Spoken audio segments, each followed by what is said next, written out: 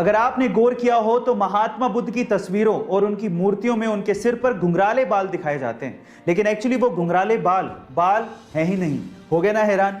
Guys, पुरानी मान्यताओं के हिसाब से बुद्ध भिक्षुओं को उनके तन की पवित्रता को बनाए रखने के लिए मुंडन करवाना पड़ता है। तो गौतम बुद्ध ने भी अपने सिर का मुंडन करवाया था, यानी कि उनके सिर पे बाल थे ही नहीं। लेकिन चिलचिलाती धूप में जब वो तपस्या करते थे तो 108 घोंगे यानी कि स्नेल्स ने उनके सिर को ढक लिया था, ताकि इस कड़कती धूप में उनको हीट स्ट्रोक ना लगे। गाइस, क्या आपको इसके पहले तक ये फैक्ट पता था? और अगर नहीं पता था तो चैट सेक्शन में जरूर लिखेगा। और ऐसे अमेजिंग वीडियोस के लिए शेयर, सब्सक्राइब एंड लाइक। मिलता है अगली वीडियो में। गाइस, सबसे पहले तो आपको जो भी वैक्सीन मिल रही है जो कि इंडियन गवर्नमेंट ने अप्रूव की है, वो आपको तुरंत लगवा लेनी चाहिए।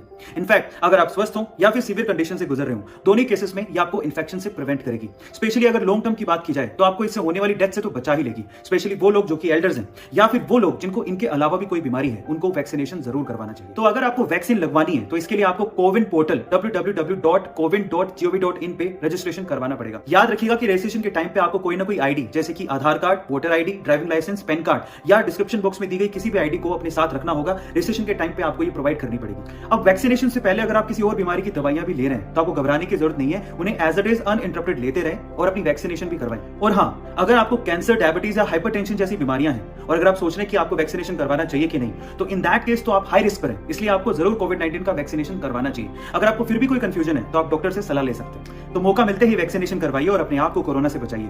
घने मुलायम काले बाल, खिले खिले मतवाले बाल, ऐसे बालों के लिए आज कोई कितने भी पैसे देने को तैयार हो जाए, बशर्ते उसके पास पैसे होने चाहिए। लेकिन जापान में एक ऐसा बच्चा है जो कि घने मुलायम काले बालों के साथ ही पैदा हुआ, जिसके खिले खिले मतवाले बाल देख के सोशल मीडिया पे लोग हैरान रह गए। एक्चुअली बहुत से बच्चे बालों के साथ पैदा होते हैं, लेकिन 25 हफ्तों में वो बाल झड़ जाते हैं। लेकिन इस बच्चे के साथ ऐसा कुछ नहीं हुआ, उसके बालों की ग्रोथ जारी रही। जब वो 7 महीने का था तब उसकी मां ने इंस्टाग्राम पे उसका अकाउंट खोला और उसके पिक्चर्स और वीडियोस अपलोड किए, और अपने घने मुलायम काले बालों की वजह से वो सोशल मीडिया पे वायरल हो गया। गाइस, उस बच्चे का नाम है बेबी चेंको। गाइस, आपको ये क्यूट सा बच्चा कैसा लगा चैट सेक्शन में जरूर लिखेगा। और ऐसे अमेजिंग वीडियोस के लिए शेयर, सब्सक्राइब एंड लाइक। मिलते हैं अगली वीडियो में। कोरोना के समय में उन परिवारों को बहुत ज्यादा झेलना पड़ रहा है जिनमें कोरोना की वजह से कमाने वाले की मृत्यु हो गई है, और अगर वो कमाने वाला किसी प्राइवेट जॉब में था तो ये तो और समस्या का विषय है। इसी बीच टाटा स्टील ने अपने कर्मचारियों के लिए कुछ ऐसी घोषणा की जिससे उन्होंने सबका दिल जीत लिया। टाटा स्टील के अनुसार अगर उसके किसी भी कर्मचारी की कोरोना की वजह से मृत्यु होती है तो उसके परिवार को सर्विस की 60 साल तक पूरी की पूरी सैलरी दी जाएगी।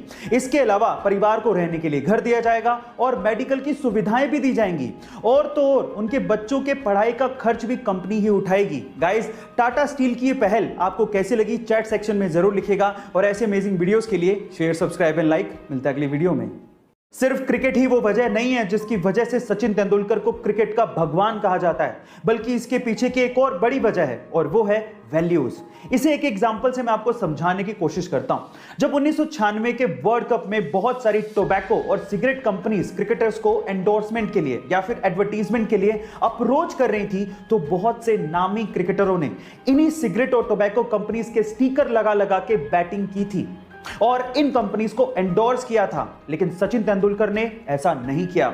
उन्होंने बैट पर बिना स्टिकर लगाए क्रिकेट खेला, लेकिन इन कंपनीज को कभी भी प्रमोट नहीं किया। उन्होंने पब्लिकली हमेशा यह बोला कि मैं कभी भी टोबैको कंपनीज और शराब की कंपनियों को एंडोर्स नहीं करूंगा। इसे ही कहते हैं वैल्यू, और इसी वजह से सचिन तेंदुलकर को क्रिकेट का भगवान कहा जाता है। गाइस, आपको ये इंफॉर्मेशन कैसी लगी चैट सेक्शन में जरूर लिखेगा। और ऐसी वीडियोस के लिए YouTube पे हमारे चैनल को सब्सक्राइब कर लीजिएगा, वीडियो को शेयर करिएगा और लाइक करना मत भूलिएगा। मिलते हैं वीडियो में। एक बार बिल गेट्स ने किसी रेस्टोरेंट में खाना खाने के बाद खाना परोसने वाले वेटर को टिप के तौर पे $5 दिए, तो वो वेटर बिल गेट्स को बड़ी हैरानी से देखने लगा।